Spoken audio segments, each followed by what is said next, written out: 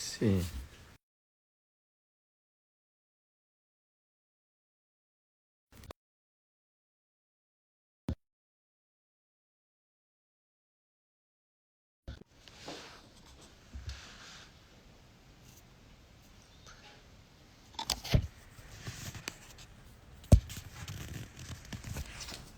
Vamos. Ahí nos estamos sumando. Y...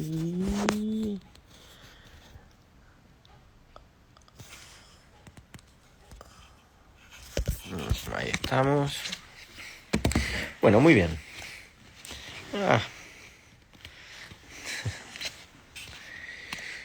Perfecto.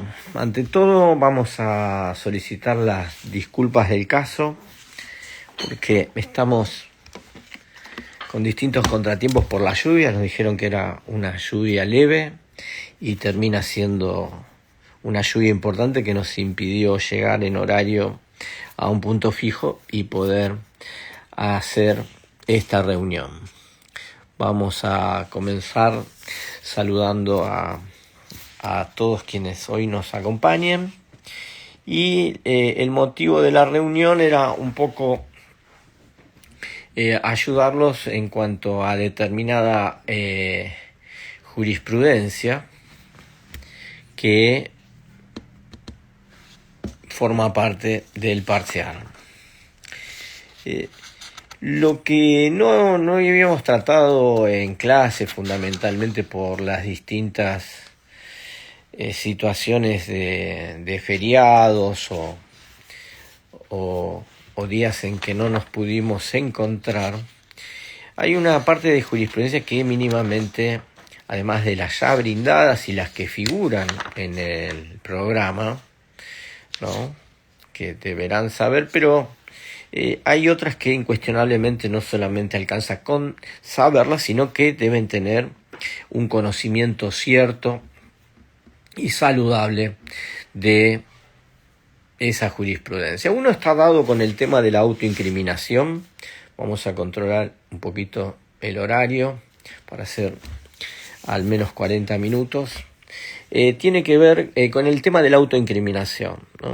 Tenemos autoincriminación, el tema, si podemos llegar a un poco de imparcialidad, y después veremos seguramente después del parcial alguna otra temática si no queda del todo clara, para que tengan conocimiento y todo lo que hace a la temática de garantías constitucionales deben ustedes conocerla.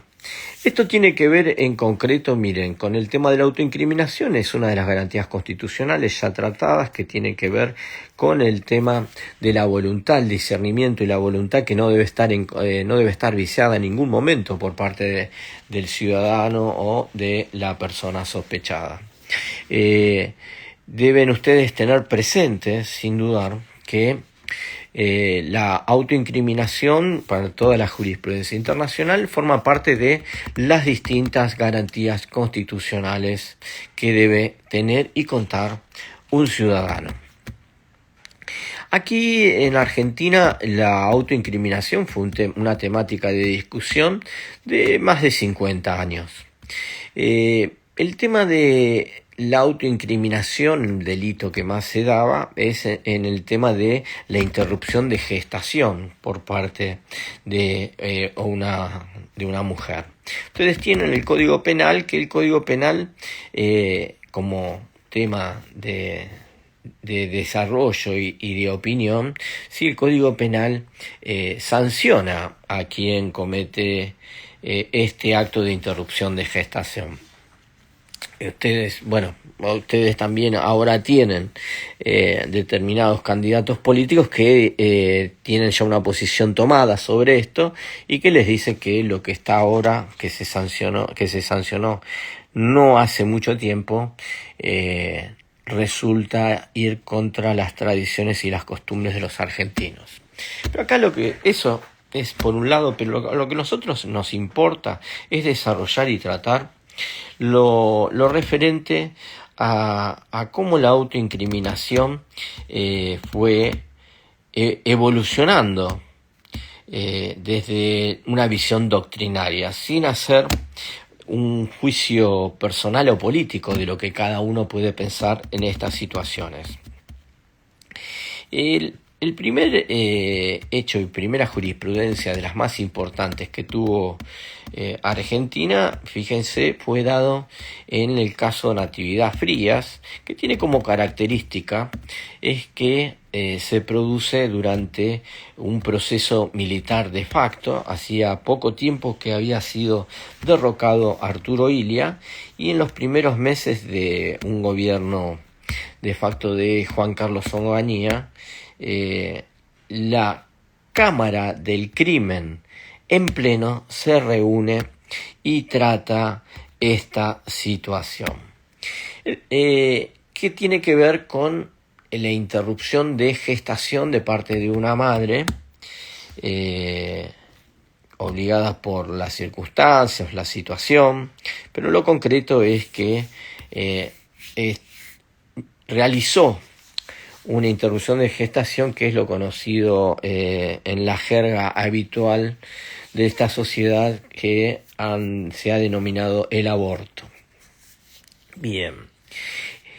Con respecto a este tipo de situaciones, como les dije, el Código Penal, a quien realmente sanciona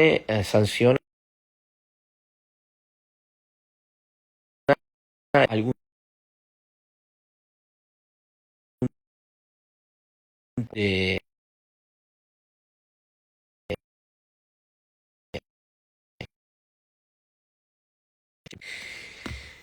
con respecto a la persona, podríamos decir que esto no es tan así.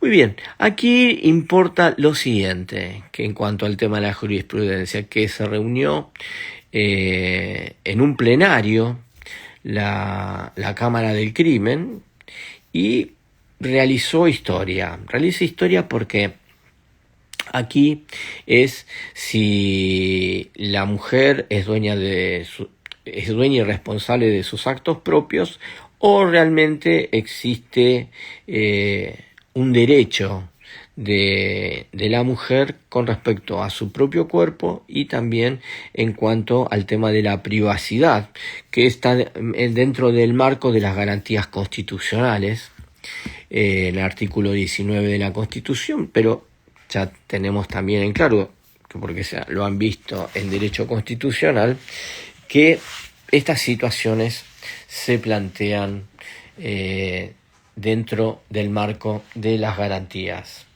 Y aquí ustedes tienen determinadas situaciones y características que dentro de esta reunión del plenario, ustedes podrán pensar, bien, esto lo decidió por una mayoría amplia una de las dos posiciones, ¿no?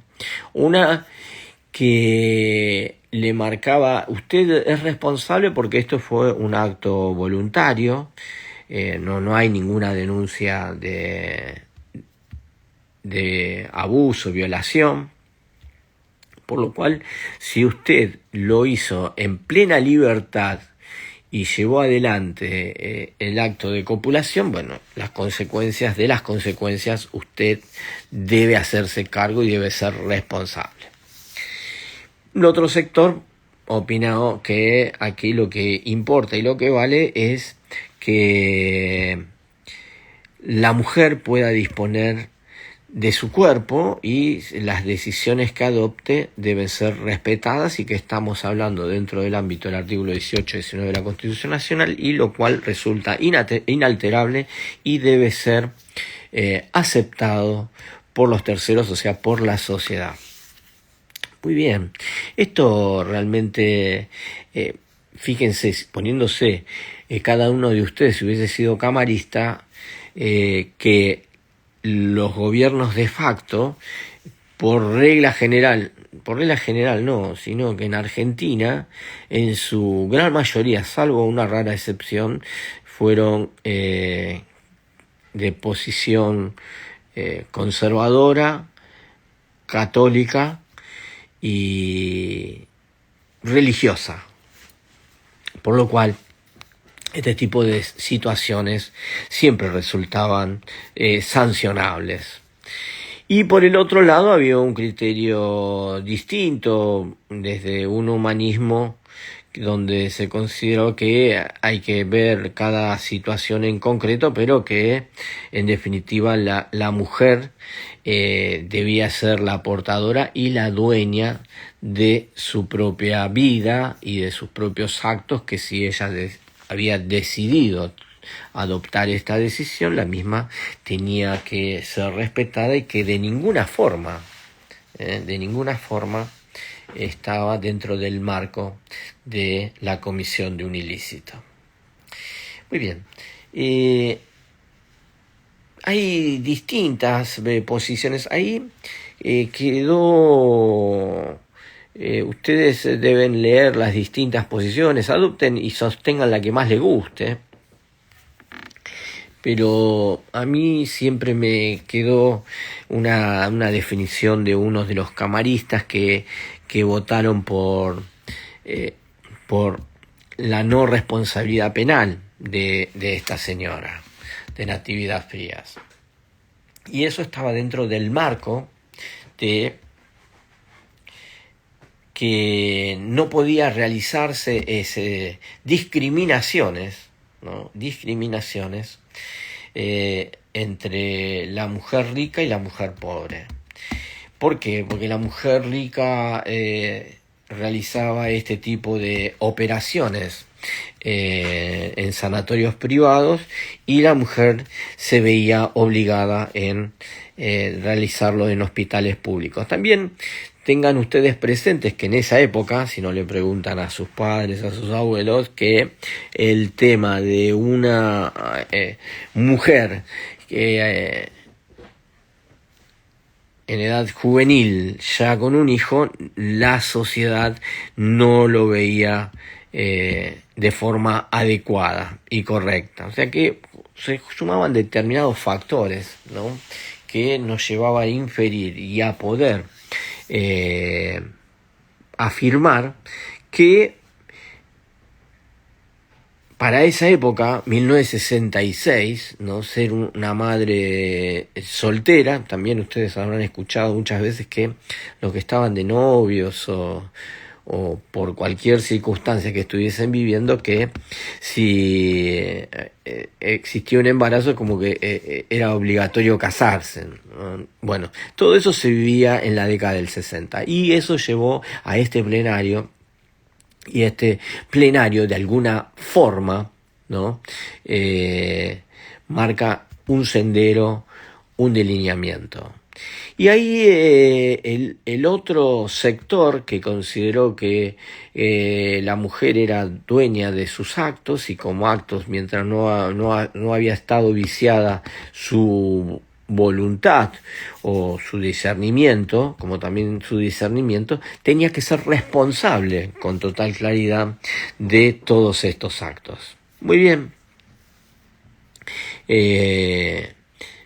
Aquí nos encontramos con una votación reñida, por muy poco, triunfa la jurisprudencia de Natividad Frías, donde declaran nulo esa declaración realizada y que llevaba esta situación de interrupción de gestación y que de alguna forma conllevaba responsabilidad penal. Al declarar la nulidad de esta situación, llevaba también como consecuencia que no podía prosperar esta investigación penal, tal como lo vimos en la situación de Fiorentino y de Rayford, ¿no? Ahí, en todo caso, si le queda algún tipo de duda, permiso, con ustedes vamos a sacarnos el saco porque está todo mojado. No estaba previsto, me engañó el servicio meteorológico, dijo que iba a haber llovizna y ha llovido o sigue lloviendo fuertemente. Bien, muy bien.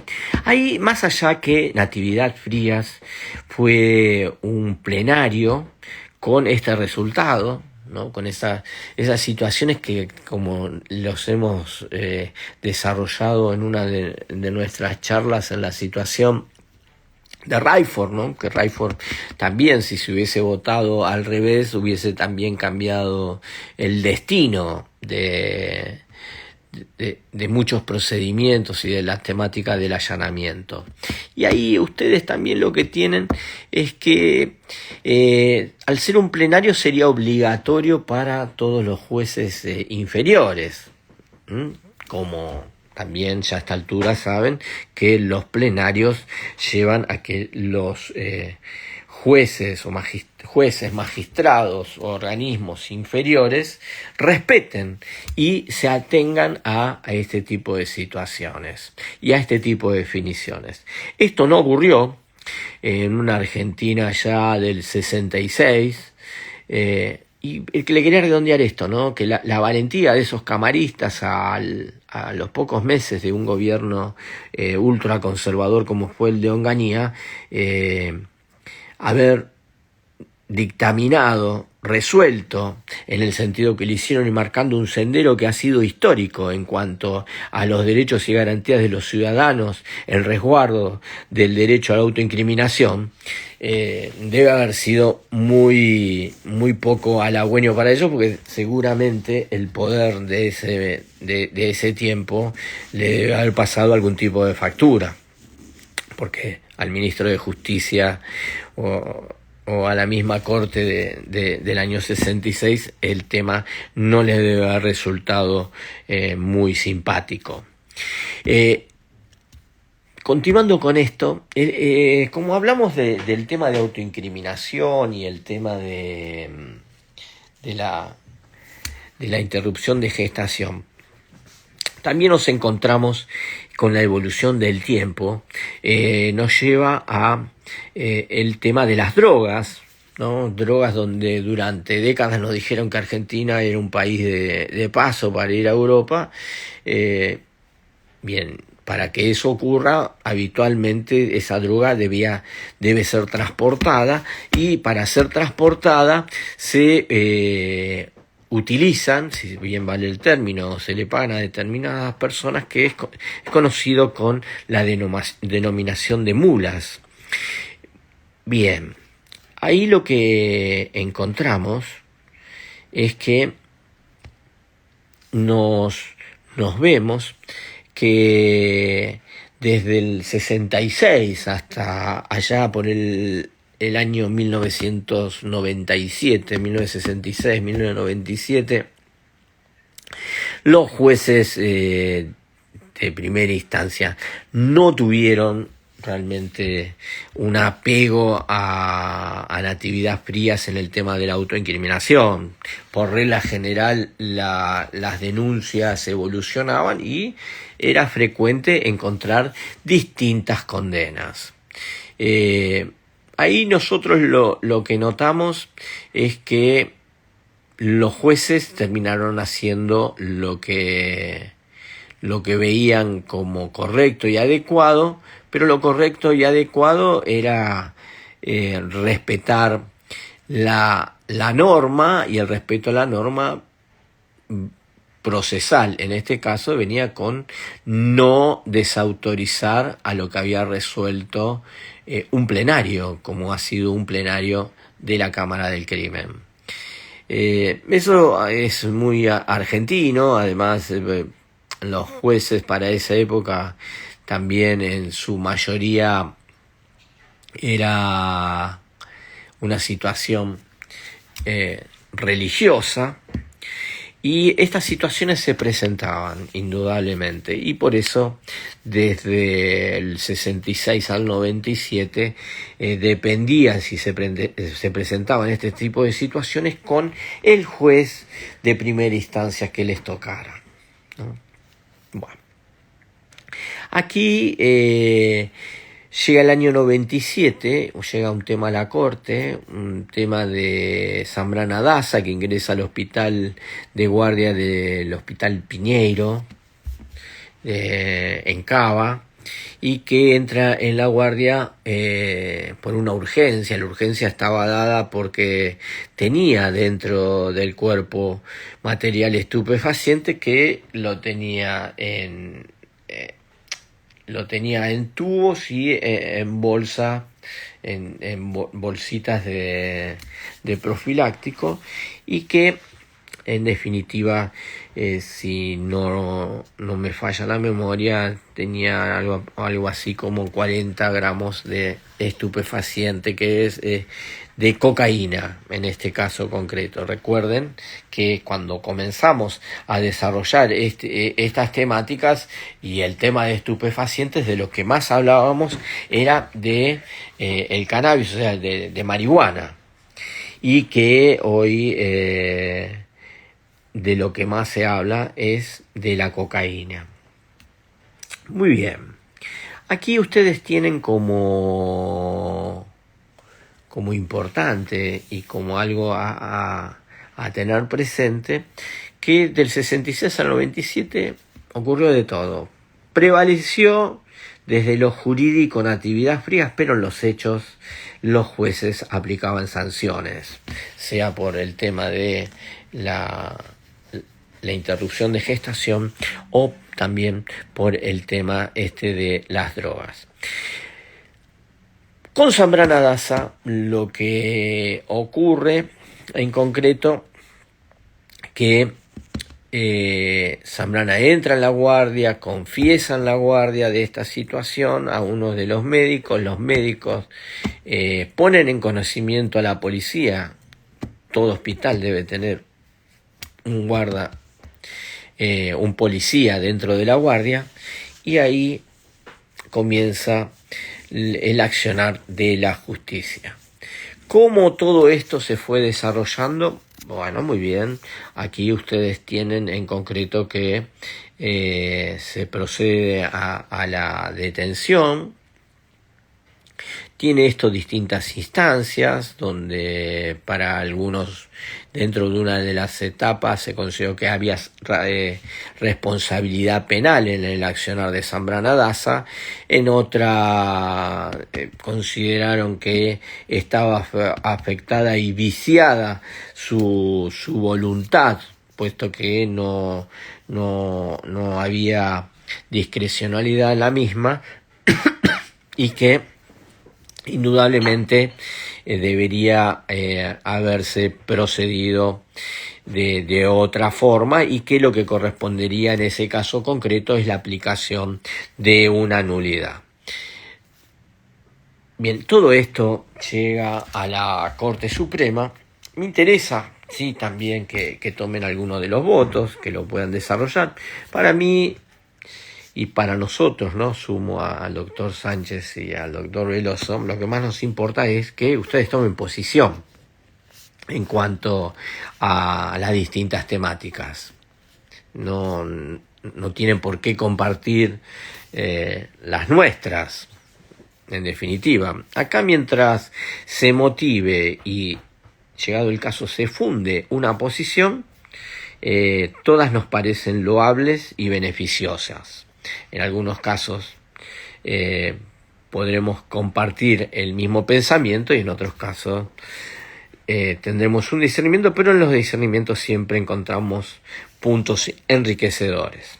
Aquí lo que ocurrió con Zambrana Daza es que ahí también nos encontramos con una particularidad. Es una Corte Suprema de 9 miembros, que es la reforma que realiza Carlos Menem. Y ahí, fíjense, un tema también que en teoría podían tener una posición mayoritaria firme o unánime, no, porque son siempre temas de discusión, ha sido tema de discusión en la historia doctrinaria argentina. Y muy bien, ahí nos encontramos con que una particularidad en cuanto a la decisión, ¿no? Primero, que fue era una situación donde ratificaban Natividad Frías, donde también había sido una mayoría apretadísima, ¿no? Considerando que no había responsabilidad penal, y en este caso también nos encontramos con una situación muy apretada, una votación que no estaba prevista.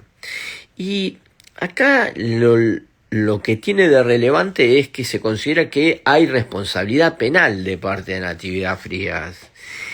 Y lo que es llamativo es que la minoría no se expide en cuanto al tema que no hay responsabilidad penal.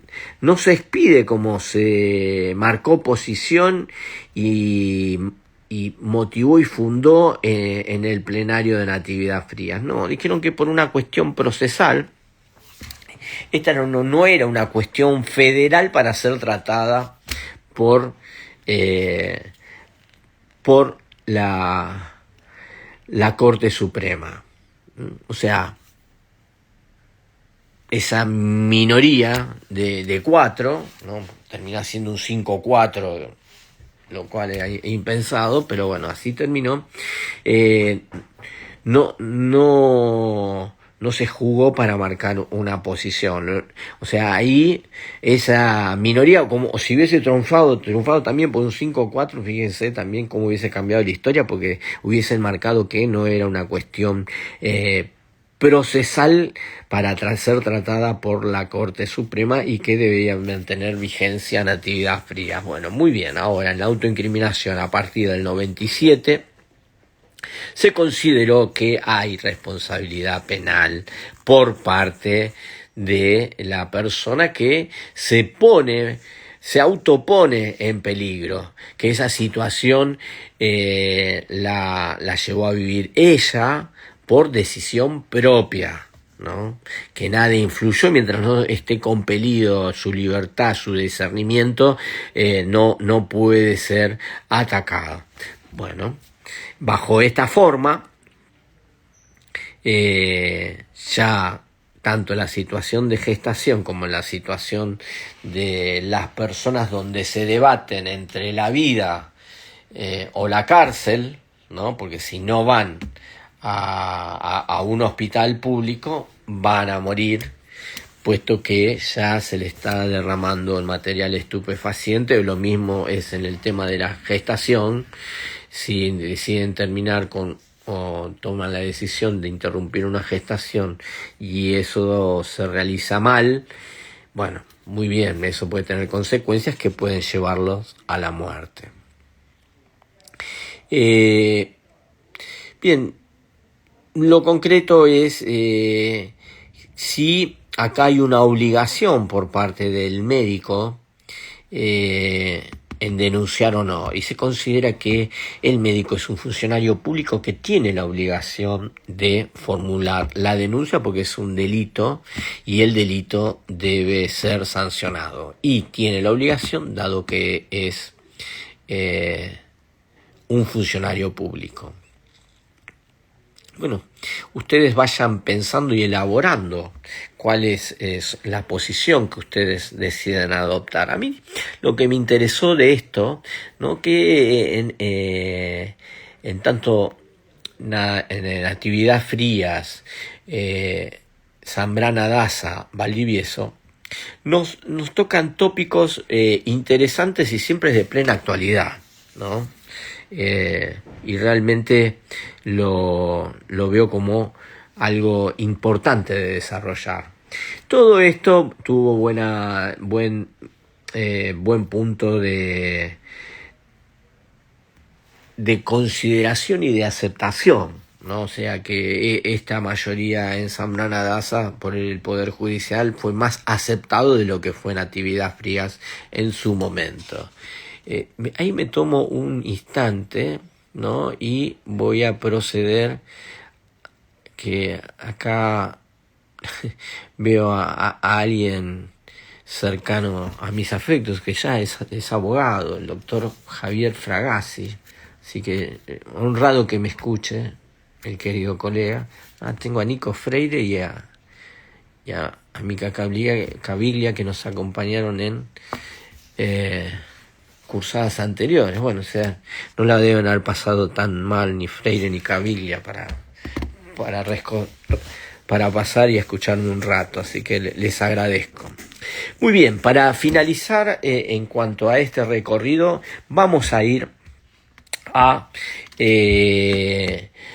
lo que fue Valdivieso. César Valdivieso es un tema de un señor de Salta que llega a la corte. Ya ha pasado el hecho de 2002, si no recuerdo mal fue en el 2007, pero bueno, eso lo van a ver bien ustedes, pero que tiene como característica Valdivieso y que forma parte del desarrollo de la jurisprudencia argentina y en forma también doctrinaria en toda una evolución que se ha ido dando.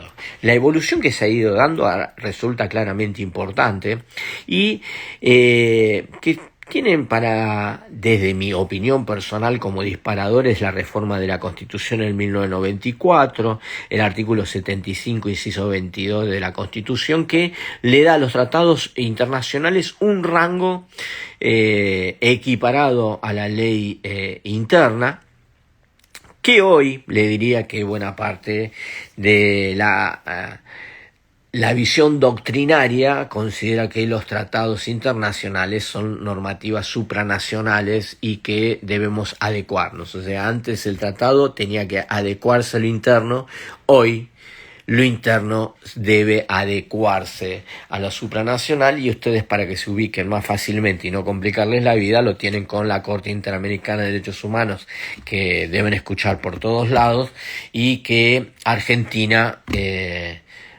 por reglísima general, busca seguir y continuar. Después van a encontrar determinada jurisprudencia que quizás no estén cumplimentando con lo que con lo que sea la manda de la Corte Interamericana, pero indudablemente esto se ha ido dando y de alguna forma se fue dando. Muy bien. Con lo de Valdivieso ocurre algo bastante importante que viene dado ahí. Es la corte de 7 integrantes, la de Néstor Kirchner. Quizás desde lo jurídico, desde lo penal, para los penalistas, y ahí me sumo plenamente, y si quieren llevo bandera y bombo, para mí es de las mejores que ha tenido la historia argentina dentro de los últimos 70 años.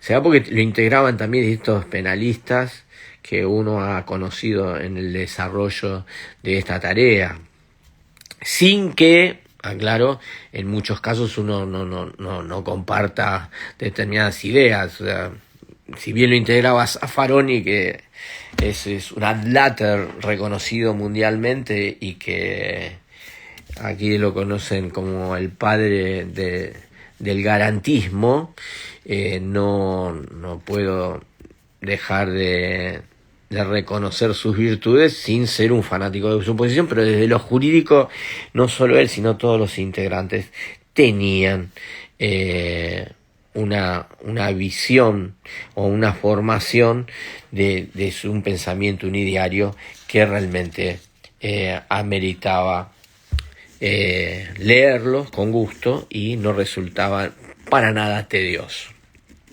Y en el tema de Valdivieso, ustedes así lo encuentran. ¿Por qué? Porque Valdivieso es la conjunción de las dos situaciones, de la situación de interrupción de gestación igual aborto, como se conoce en términos de la sociedad, y el tema del que transporta droga, conocido como mula, y realmente esas son situaciones que termina resueltas por la Corte, y realmente en ese aspecto podemos decir que por distintas situaciones es un fallo ultra destacable, puesto que lo resuelve la Corte. Como antes le decía, hubo una mayoría para un lado en la actividad, una mayoría para el otro. En los dos casos apretada esa mayoría, acá fue unánime. O sea, terminó de zanjar esta discusión de más de 50 años. Podrá gustar, no podrá gustar, es todo, seguramente ustedes nos enseñarán las distintas posiciones que puedan tener sobre esto, pero ahí lo que le marcó es, de alguna manera, que si bien llega por Celsa Valdivieso, que es un tema de estupefacientes, se resuelve por también se incorpora Natividad Fría de alguna manera en uno de los votos, ¿no?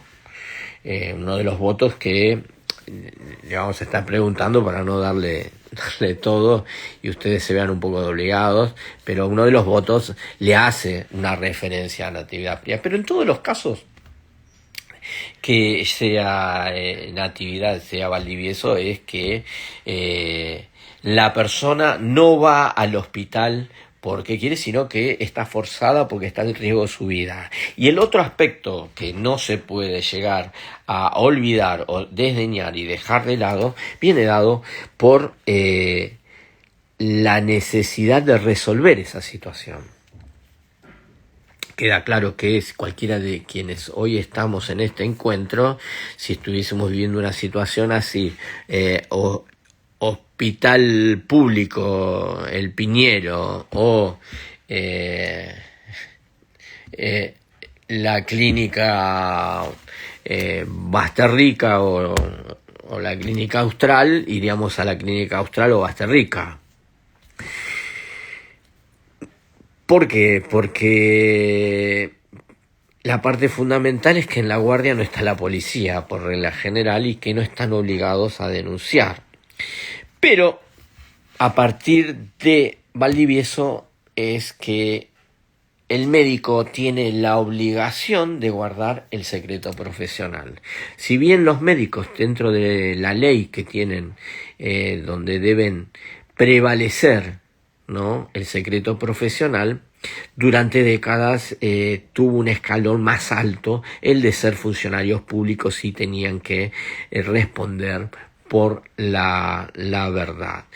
Y que si cometieron un delito, si están en presencia o tienen conocimiento de un delito, tienen la obligación de denunciar. Bueno, muy bien, a partir de todo esto queda claro que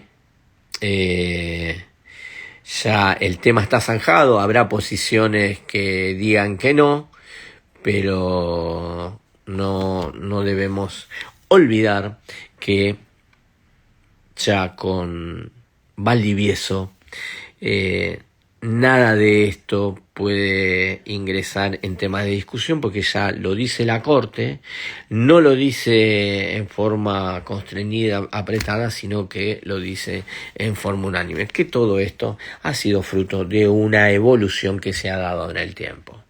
Muy bien, esto es lo que hace autoincriminación, y nos quedan 5 minutos para la imparcialidad, ¿no?, que vamos a decir 2 o 3 cositas de la imparcialidad, que lo tienen ustedes con 2 casos ahí concretos, que es un caso Llerena y el caso Fraticelli. Son temas muy ricos, porque el Código Procesal Penal de Nación tenía dicho que para los delitos menores, que son... tengo a Cele Ábalos también. Sí, la tengo muy presente, a Cele Ábalos. Saludos. Que les decía que en el Código Procesal Penal de Nación, todavía vigente, marcaba que los delitos menores, que delitos correccionales, debían ser tratados por el mismo juez, tanto en la etapa de investigación como en la etapa de debate y la etapa de resolución de esa investigación penal. Muy bien, esto a partir de temas de discusiones, de Llerena, seguramente en reuniones posteriores vamos a ampliar y lo vamos a aclarar. Pero te quiero decirles que eso, después de tanta discusión jurídica, no evolucionó, por suerte, y si bien sobrevivió, seamos sinceros, más o menos 10 años, y quienes sostenían que esto era constitucional, ¿no?, y que estaba marcado dentro del derecho, decían que él así lo había marcado el Parlamento y que en definitiva un juez, por eso no es algo aislado, sino que tenían ustedes primera instancia, segunda instancia y tercera instancia, que le marcaba, señores, acá no está afectada la imparcialidad. ¿Por qué no estaba afectada la imparcialidad? Porque el juez está preparado para pensar de una forma en la etapa de instrucción y en la otra abre más su mente en la etapa de debate, y ahí no está constreñido ni está él con algún tipo de prejuzgamiento o estar infectado de alguna, de ya de una posición, de algún tipo de supuesto que fuera vista en la primera etapa de instrucción y que de alguna forma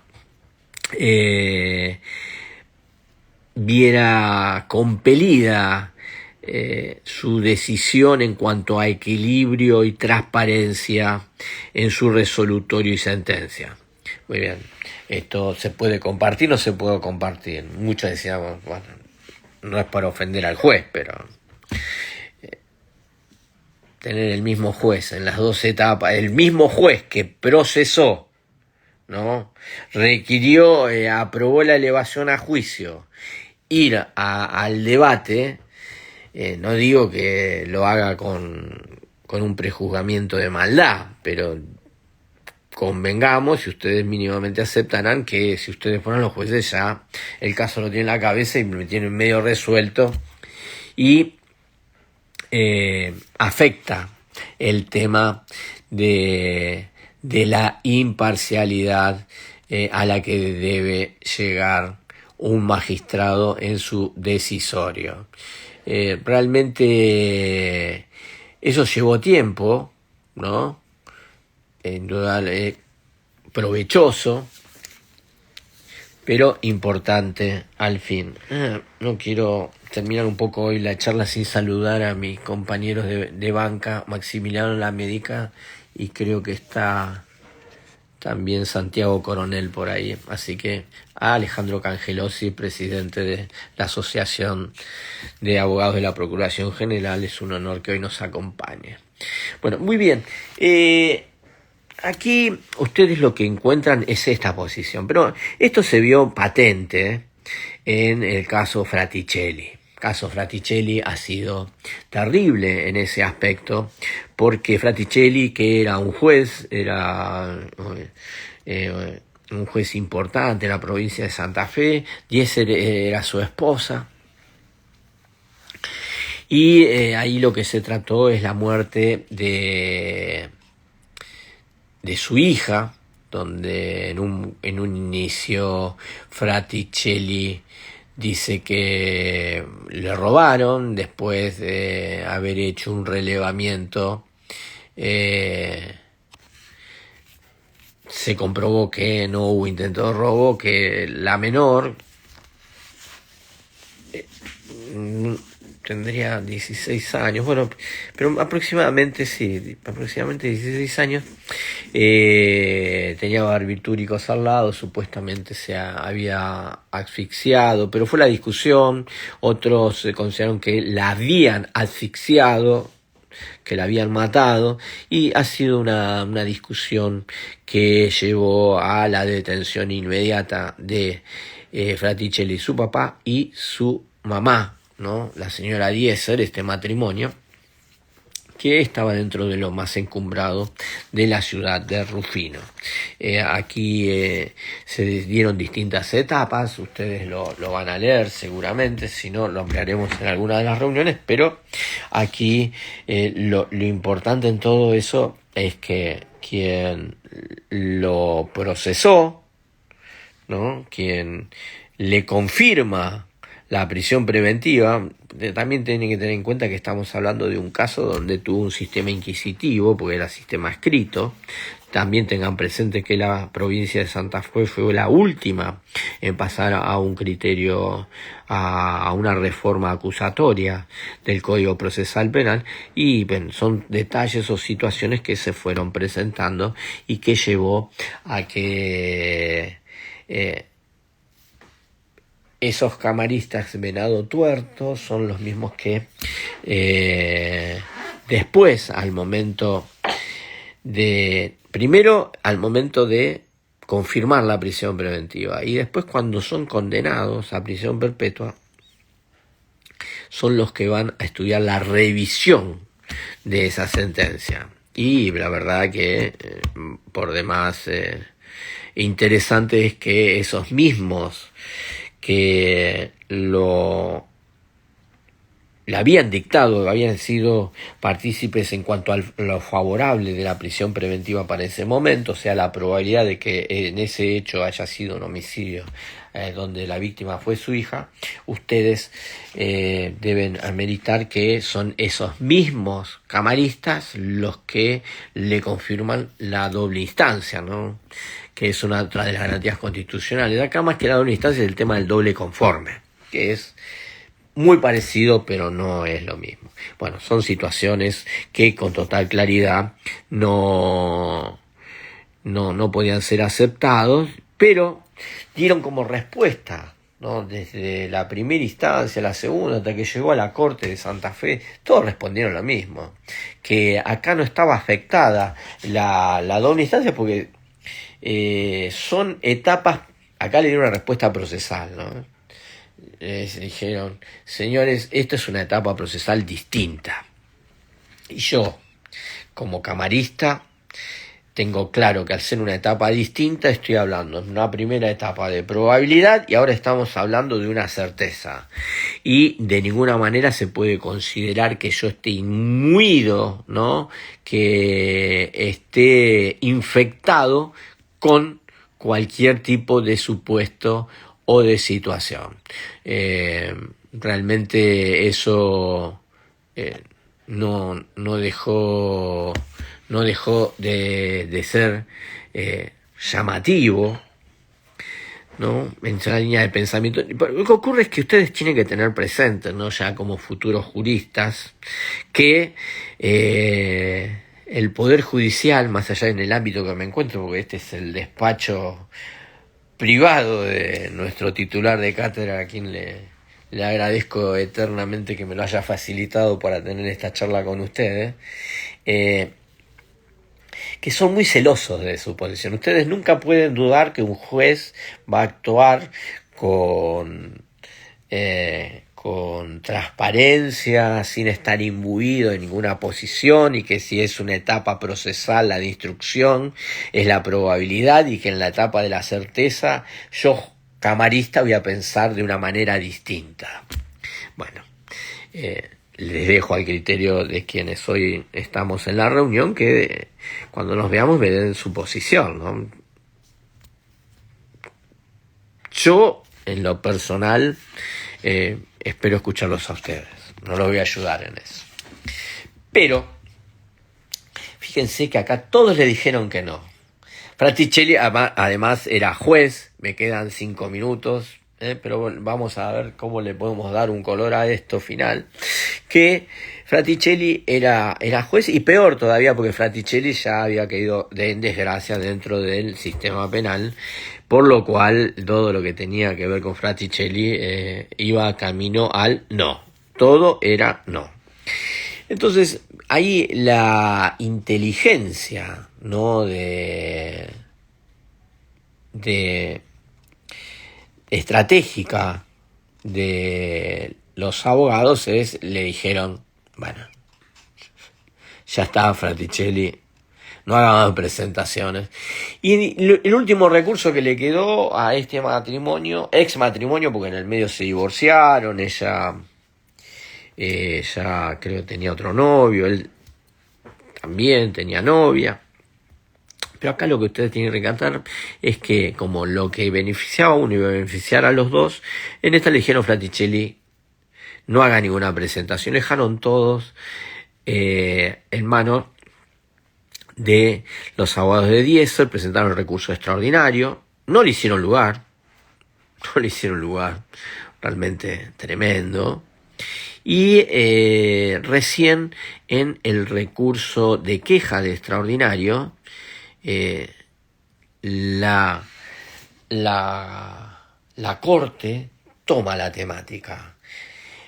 Tiene como características fundamentales, pero que este año, cuando comencemos en nuestras reuniones de café con penalistas, tener una reunión con quien llevó adelante esta posición, que no fue cualquier abogado, ¿no? Un tomo y folio histórico, que es el de Ricardo Gilavedra, actual presidente del Colegio Público de Abogados de Capital Federal, que en alguna oportunidad le pregunté, ¿no?, cómo se había dado esta situación, y me confesaba, me daba esos detalles, son siempre tan enriquecedores de este tipo de situaciones, que Fraticelli había que apartarlo como sea, que no tenía que presentar nada, porque todo lo que tenía que ver con Fraticelli era el mal juez, ¿no?, que había pecado y que había cometido delito. O sea, ya era una situación irremontable. Pero en cambio el tema de Diesser, que es su ex esposa, bueno, ahí quizás se podía canalizar y que fluya positivamente, cosa que ocurrió. Y en definitiva ahí termina la Corte revocando esa sentencia, considerando que debía volver ese tema para ser tratado por otra integración de Cámara, porque estaba afectada la garantía de imparcialidad. ¿Por qué estaba dado esto y estaba dado esta situación? Porque fueron jueces que habían intervenido. Hoy ya no se discute esto. Fíjense, esto debe tener cerca de 20 años. Hoy ya esto no se discute. O sea, hoy un juez que intervino previamente ya directamente busca excusarse. Si quieren, ustedes lo tienen en un caso de Cristina Fernández, ¿no?, nuestra actual vicepresidenta, que en el caso que ahora va a casación, uno de los integrantes se excusa porque intervino en otra situación que tuvo relación con vialidad. Bueno, acá viene una pregunta, le hago una pregunta porque se me cortó el audio en el medio. Si bien en Fraticelli se rechaza el recurso, luego la Corte hace lugar a la queja. Sí, claramente hace lugar a la queja y va a mandar a que otra conformación de la Cámara de Venado Tuerto, no de la Corte de Santa Fe ni nada, sino de la Cámara de Venado Tuerto de otra integración, estudia el tema. Ustedes deberán decirme cómo lo resuelve. Lo resuelve favorablemente. Me interesa saber si esto fue unánime o fue en fallo dividido. Y sí, reitero, lo que resuelve la Cámara Venado Tuerto fue voto 3-0, 2-1, porque siempre es bueno saber muchas veces que en esas posiciones en disidencia, qué ricos pudieron haber sido adoptando una solución distinta. Y en este caso, bien se pudo haber dado. Bien, fíjense que el fundamento de esto, tanto en Llerena como en el tema de Diesser Fraticelli, es que el juez es impoluto, claro, transparente, y que puede pensar de manera distinta a cuando lo procesó, a cuando tiene que dictar una sentencia definitiva, y que de ninguna manera su imparcialidad se va a encontrar afectada. Ustedes desde ya deberán marcar su posición. ¿Creen de que es así de esa manera o están de acuerdo con lo que ha decidido la Corte? Pero bien, es muy rico, muy enriquecedor ese aspecto. Bien, hemos cumplido ahí la hora antes que se corte, así que los saludo, les deseo la mejor de las suertes. Estimo que la jurisprudencia es la que hemos visto, pero también la que está marcada en el programa, y les deseo la mejor de las suertes, ¿no? Porque les comento, justo tenemos reunión de cátedra fuera de esquema y fuera del horario, a los horarios habituales, así que nunca mejor es desearle suerte, y que si promociona el 50 o el 70% de la comisión, estaremos plenamente felices, pero yo le paso el dato que me están reclamando los otros docentes adjuntos de las comisiones, que ellos no superan el 15%. Así que si ustedes llegan a eso es porque son unos genios y son muchos mejores que los de la otra comisión. Para lo cual hago voto, me creo Scaloni del derecho un ratito, que ustedes estén a la altura, y no lo dudo. Así que la mejor de las suertes, le agradezco ahí a las salutaciones. ¿Quién? Santi Coro, le agradezco el abrazo, se lo recíproco. A Mariana también, buenas noches. Sophie Rip, muchas gracias. Y los voy saludando así un poco de a uno para que no se me enojen.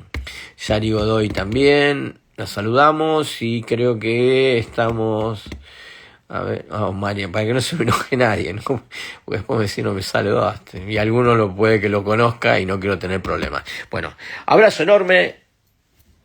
Estudien, buen fin de semana, y esperemos que sea todo con éxito, y yo lo defenderé en la reunión que tengo.